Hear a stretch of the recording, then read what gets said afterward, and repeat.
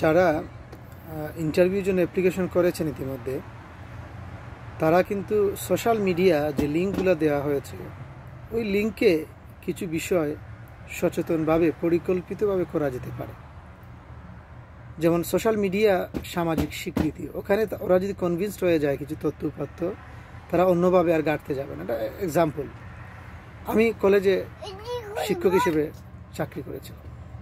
এখন আমি DS-160-তে লিখেছি আমি টিচার।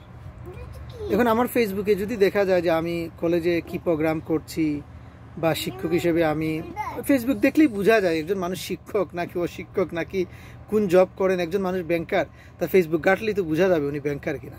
এখন দেখা গেল আমি লিখলাম শিক্ষক এবং আমার ফেসবুকে এ সংক্রান্ত বিন্দুমাত্র কোনো তথ্য উপাত্ত নেই, তাহলে তারা অন্য পথ অবলম্বন করে। তখন তাদের জন্য গাটা একটু, আমি যেটা বুঝাতে চাচ্ছি যে আমরা যদি সহজ করে, আমি যা যা DS-160-তে লিখেছি আমার ফেসবুক আইডি বা অন্যান্য সোশ্যাল মিডিয়া যদি আমার এঙ্গেজমেন্টগুলো পরিকল্পিতভাবে ওই রকম থাকে যে তারা সোশ্যাল মিডিয়া দেখেই বুঝে নেয় যে আসলে উনি যা লিখেছে DS-160-তে তা সত্য, তাহলে তো অ্যাপ্লিকেন্টের জন্য ভালো।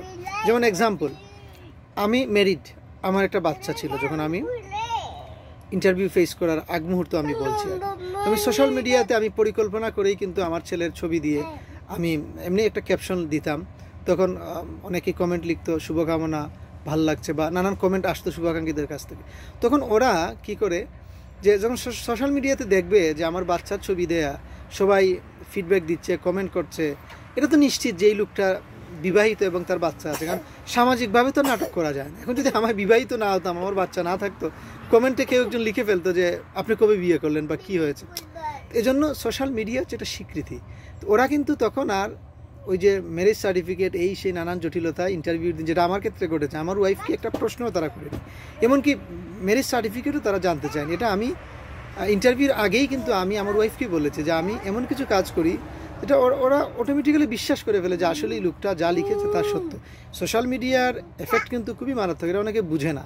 আমি যা যা করেছিলাম বাস্তবে ইন্টারভিউতে আমি পরিকল্পনা করেছিলাম এবং প্রত্যাশা করেছিলাম যে ইন্টারভিউতে তারা এই প্রশ্নতে যাবে না, যেহেতু আমি সোশ্যাল মিডিয়াতে এই যে শিক্ষকতা করি কিনা, আমার এত ছবি, আমি কোথায় কোন প্রোগ্রামে বক্তব্য দিয়েছি বা শিক্ষক হিসেবে ছাত্ররা কমেন্ট করতেছে, একটা মানুষের প্রোফাইলে ঢুকলেই তো বোঝা যায় তার অবস্থাটা। এই জন্য আমি বলবো যে DS-160-তে যা যা তথ্য দেওয়া হয়েছে প্রফেশনের ব্যাপারে বা অন্য আনুষঙ্গিক অন্যান্য ব্যাপারে, যদি সম্ভব হয় এই তথ্যপত্রগুলো ফেসবুকে আপলোড বা এমনি সামাজিক মাধ্যমে আপলোড করলে ওরা যখন এটা চেক করবে, অফকোর্স ইন্টারভিউ স্লট যেদিন, এর আগে একটা তাদের টিম আছে, তারা ফর এক্সাম্পল কালকে তারা ইন্টারভিউর জন্য ডাকবে কাউকে, এর আগে কিন্তু তারা এই সোশ্যাল মিডিয়া সহ অন্যান্য যে বিষয়াদি তারা চেকলিস্টগুলো চেক করে একটা মার্কিং হোক, আর তাদের অভ্যন্তরীণ কনফিডেন্সিয়াল, আমরা জানি না ওটা কীভাবে মার্কিং করে, তবে ওখানে তারা কিন্তু ওই তথ্যগুলো একটা সাজিয়ে রাখবে, তারা কী কী পেয়েছে কী কী পায় নাই, যেটা ইন্টারভিউ দিন ওটা মারাত্মকভাবে সহযোগিতা করবে, চিন্তার বাইরে।